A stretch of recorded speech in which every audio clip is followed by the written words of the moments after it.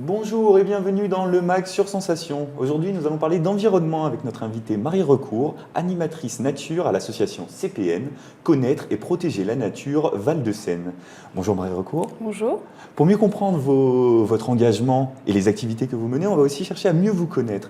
Alors pour commencer, on va s'intéresser à votre parcours. Depuis quand est-ce que vous vous êtes dit « je veux travailler auprès du grand public », les adultes, les enfants aussi beaucoup, et leur transmettre toutes ces informations autour de l'environnement et de sa préservation. Comment vous êtes engagé là-dedans? Alors déjà, mes parents étaient très sensibilisés à ces questions-là, donc du coup, ils m'ont un peu Ils transmis vous ont aussi sensibilisé. le virus. Et même au travers de mes études, de mon parcours, j'ai pu voir pas mal de choses, je me suis sensibilisée à la nature.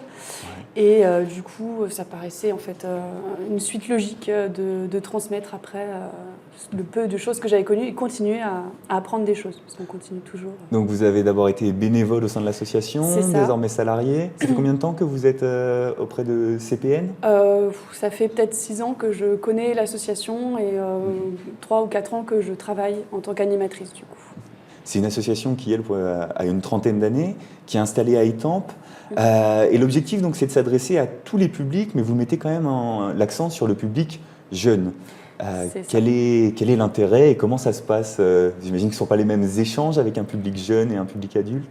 C'est ça. Bon, déjà, l'environnement, on peut en parler à tous les âges. On peut apprendre des choses de la nature. Et tout le monde peut agir à tous les âges. Exactement. On a tous un impact, quel qu'il soit.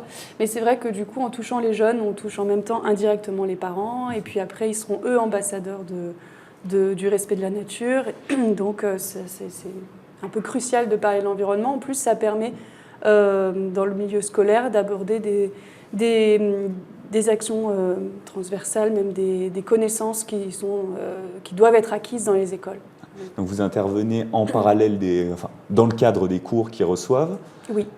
Comment ça se passe? Vous êtes sollicité par les directeurs d'école? Ça fait partie des sujets qui les intéressent et qu'ils veulent mettre en avant? Ça fait partie du programme aussi à évoquer?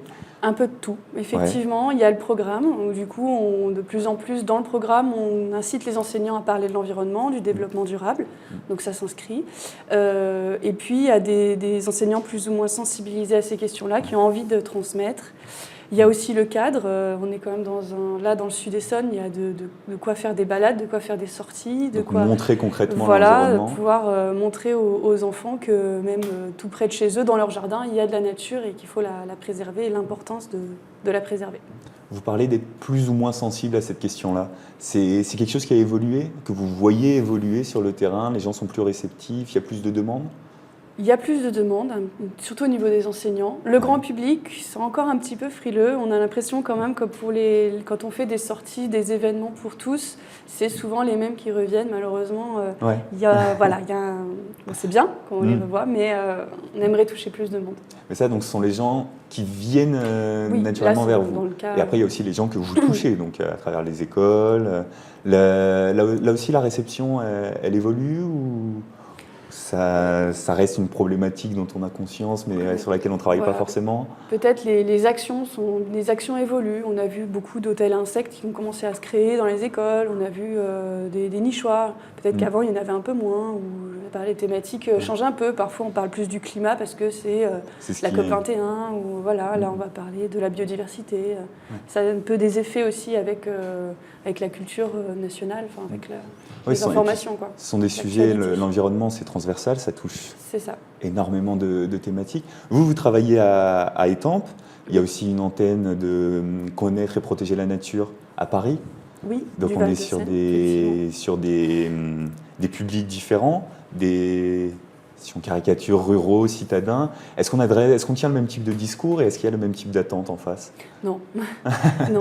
Alors sur le discours déjà, est-ce que vous traitez les mêmes thématiques? Ah oui, les thématiques sont exactement les mêmes. Après, c'est plus le vocabulaire et les choses à voir. Quand on est à Saclay, on peut aller se promener.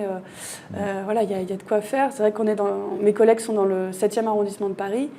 Bon, il n'y a que les parcs parcs de Paris qui permettent de voir un peu de nature. Donc les enfants sont toujours émerveillés de voir un ver de terre, ce qui est peut-être un peu moins le cas à Saclay où les jeunes connaissent un peu plus le ver de terre.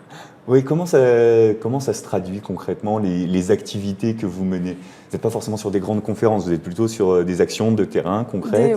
Des sorties ou sinon des ateliers ludiques. On met beaucoup l'accent sur le ludique pour justement apprendre en jouant, voir qu'on peut jouer dans la nature avec peu de choses, avec des bouts de bois, observer le ver de terre, observer la fourmi, son intérêt. Les plantes aussi. Les plantes évidemment. De toute façon, tout est lié. Donc voilà, après, comme vous le disiez, c'est très transversal. Donc on peut aussi aborder l'eau, les déchets, l'alimentation indirectement aussi. Tout est lié. Donc il y a un gros travail à faire. Et ce que vous nous expliquiez avant qu'on prenne l'antenne, c'est que quand vous intervenez dans les écoles, vous préparez donc des kits clés en main. Alors nous, on prépare nos animations, mais au-delà de ça, on a mené une grosse action depuis 2016, là, où on a demandé des financements pour concevoir un kit pédagogique à donner aux écoles. Il y a quoi dans le kit? Donc dans le kit, il y a un petit sachet de graines pour semer sa prairie fleurie, si possible dans l'école ou même dans la commune, là où il y a un petit espace. Un poster et puis un livret d'accompagnement pour les enseignants, parce que parfois les enseignants ne sont pas du tout... Qui fait un support pédagogique. Voilà. L'idée, c'est pas juste de semer et d'avoir des fleurs, c'est de l'utiliser après avec les enfants et de pouvoir observer et du coup donner quelques bases aux enseignants qui n'ont pas forcément la formation scientifique ou n'importe. Voilà, donner des idées d'activités à faire avec eux. Et donc ça, c'est une activité, si on parle de semer des graines, c'est une activité qui va s'étaler dans le temps pour les enseignants et pour les enfants. Bien sûr, après, le but, c'est qu'ils ont leur prairie, ils récoltent les graines, ils recommencent l'année d'après. Et vous, les interventions que vous faites dans les écoles, ça va être le public que vous voyez, ça va être une fois, ils vous voient une fois, puis vous intervenez auprès d'une autre classe encore. Ça dépend vraiment des cas de figure. On peut venir plusieurs fois dans l'année, suivre un projet, je ne sais pas, on commence par mettre en place un potager, le suivre le long de l'année dans l'école. Ça peut être revenir d'année en année, ou être une seule fois parce que c'est la classe d'eau et voilà, on parle de l'eau. C'est vraiment, ça dépend, on s'adapte aux enseignants en fait. Est-ce que vous avez aussi des thématiques qui évoluent au fil de l'année en fonction donc d'événements spécifiques? Comme vous disiez, il y a des temporalités. Bien sûr, on est obligé de s'adapter à la saison. On ne va pas faire une sortie pêche dans la mare au mois de décembre, c'est un peu compliqué. Donc on adapte au niveau de la saison. Après, il y a des temps forts dans l'année. La fête de la nature. En ce moment, on parlait de la COP25, la fête de la nature. Voilà, là en novembre, c'était la réduction des déchets. Donc on essaie de caler aussi. Vous avez des rendez-vous comme ça un peu identifiés pour 2020 ?